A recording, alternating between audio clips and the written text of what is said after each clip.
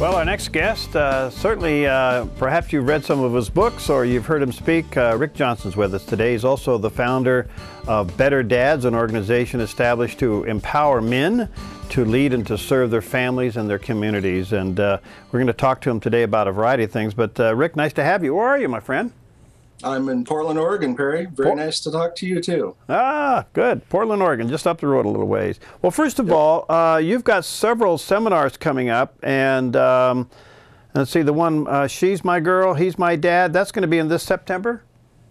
Going to be Saturday, September 28th. It's a father-daughter conference, and we are having men and their daughters 12 years old and older, up to adult, attend. Our goals are twofold with this conference. One, we know that adolescence is a time that fathers and daughters relationships typically have a break in them. And so what we want to do is bring dads and daughters together during those teen years when it's so vital that fathers be involved in their daughters' lives and really try to connect that relationship and bond them deeper. The other goal that we want to do with this is that we're hoping that adult women who either don't have as close a relationship with their father as they'd like to, or even have a break in their relationship, that this is a great opportunity to come together to invite their dads and be able to repair that relationship so that they can grow and heal from some of those wounds they might have. That's wonderful. How do people sign up for this, Rick? They can go to our website at www.betterdads.net, and there's a link right on there to be able to sign up for it. Okay, why did you start Better Dads?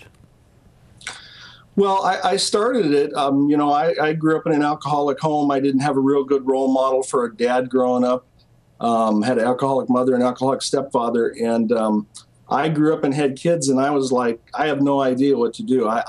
I have an idea what I don't want to do as a dad, but I really didn't know what my role as a father, a husband, even as a man was. And so it was really, God really placed on my heart that men and fathers were the key to all of the problems that our culture faces.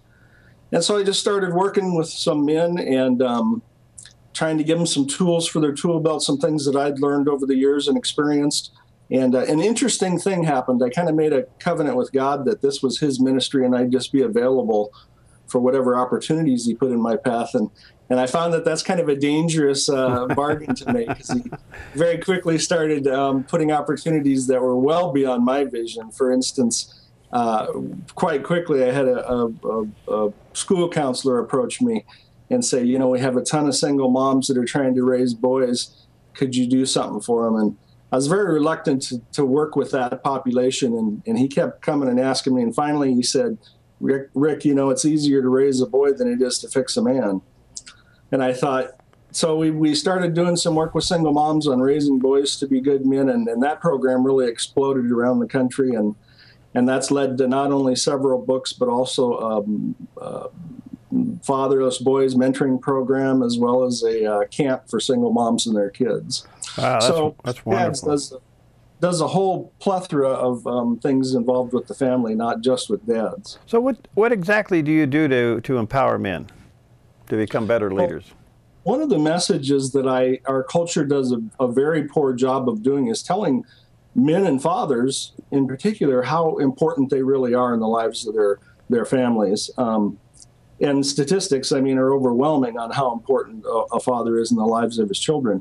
And so, you know, that's not a message that men get very often. So one of my jobs, I think, is merely to encourage them, to tell them why they're important, and then to help to give them some tools to be able to be the kind of father that they really want to be and that their kids, you know, deserve. That's wonderful. Your years of doing this, have you found some similarities, like what mistake is most commonly made by dads? Well, it's interesting. I have a book, Better Dads, Stronger Sons, and in that I have a chapter that seems to be very popular called The 10 Mistakes All Dads Make. And I don't know that all dads make those mistakes. I know that I made all those mistakes, and so I can speak to them pretty clearly. You know, there's the obvious things like not spending enough time, and we all know that kind of stuff. But there's some other things that I think as dads we don't really realize how important they are, like the importance of healthy physical affection in the lives of both boys and girls. You know, we have a craving for healthy masculine affection, and it's so powerful that if we have it in our lives are blessed. But it's such a powerful need that if we don't have healthy masculine affection, will accept unhealthy masculine affection in its place. And so we see, girls who aren't getting the kind of affection from their dad that they need, confusing sex for love in the back seats of cars. We see women in abusive relationships. We see young men joining gangs. These are all desires that people have to get that healthy masculine affection from an older male. Is it easier for a dad to raise a son or a daughter? That's the great question. Personally, I think boys are easier to raise. Girls, my daughter, when she got to be, 13 and the aliens invaded her body, things got a little weird around here. But surprisingly, when she got about 18 and the aliens left, she went back to being normal again. So I don't know. I think they each have their challenge. But just for me personally, I found that boys were a little easier to deal with. But really, Rick, research shows, and I'm sure you can verify this, that it's amazing how much a dad can impact a daughter's life. He really does. He's the key figure for girls, surprisingly, on how they feel about themselves, what kind of self-esteem they have. It's an interesting story that talks about that. I came home from a meeting one day, and my teenage daughter was home sick, and she was watching a program on television that was teaching young women how to be models. And in this particular session, they had an acting coach that was trying to teach them how to act, and one of the things that she was doing was teaching the girls how to cry on command. So what she did is she took these little 3x5 cards, and she gave them to all the young women, and she said to them, I want you to pretend that this is a note from your father telling you that he never wants to see you again and that he's leaving. And every one of those girls literally burst into tears instantly. And then the acting coach said, now I want you to take your anger out on your father and rip those notes up. And every one of those girls just tore into those notes. And it struck me that either of those young women were already the most accomplished actresses I've ever seen, or that's how powerful that relationship between the father and daughter is. And so many women in our culture carry around father wounds in their heart, and it affects their relationships on a day-to-day basis. Boy, what a powerful illustration. When raising boys, we all have our, desires that they become whatever. But most importantly, I think deep in a dad's heart, they want their son to be a man of integrity. What can a father do in those young years to begin to instill that kind of a quality? Well, and we know, of course, it's obvious, but I'm not sure that we really apply it. But our kids do what we do, not what we tell them to do, right? Right. And so that's the big thing. If we want our kids, I teach a program called Raising Kids of Character.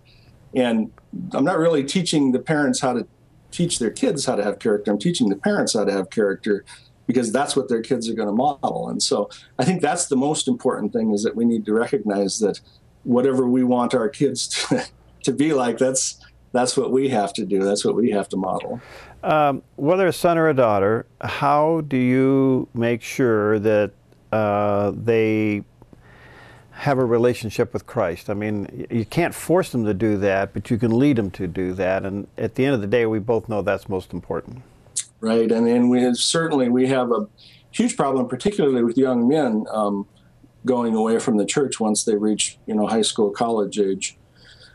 I personally have found that, I think you lay the best foundation that you can. And again, if you walk the walk and talk the talk, the likelihood is that that's going to be something that's more attractive for your children than if you are, hypocritical or don't walk the walk, I guess. And so just as an example, our teenage daughter, she was a very strong-willed child, and we had some very significant challenges during the teen years. It's interesting now that she's 25 years old and has matured, she's coming back to the church and is developing her own relationship with Christ.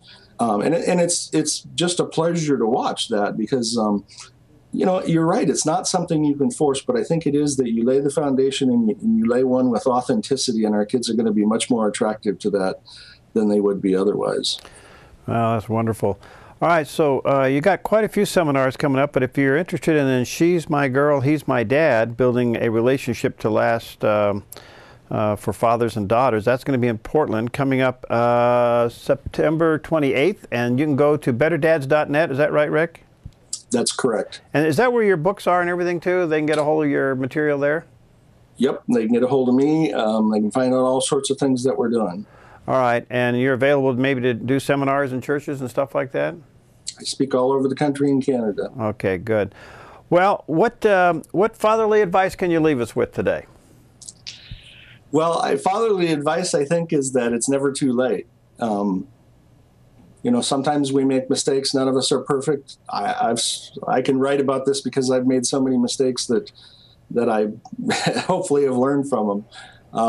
You know, a lot of dads, I think, are discouraged. A lot of dads come from situations where they're separated and not living with their kids, and they're very discouraged about their relationship. And it's never too late.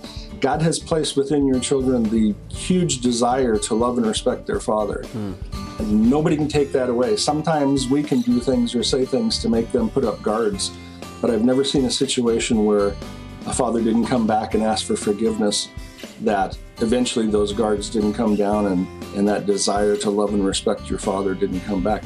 The most important message for dads out there is that you matter. You're important. You're hugely important in the lives of your kids. Well, Rick, thank you, and thanks for what you do. Again, betterdads.net, a great resource for you. Keep up the good work, my friend, and someday we'll get you down here. Great. Thanks, Perry. You too. I appreciate the opportunity to talk to you. All right, God bless. All right, we'll see you next time on Focus Today.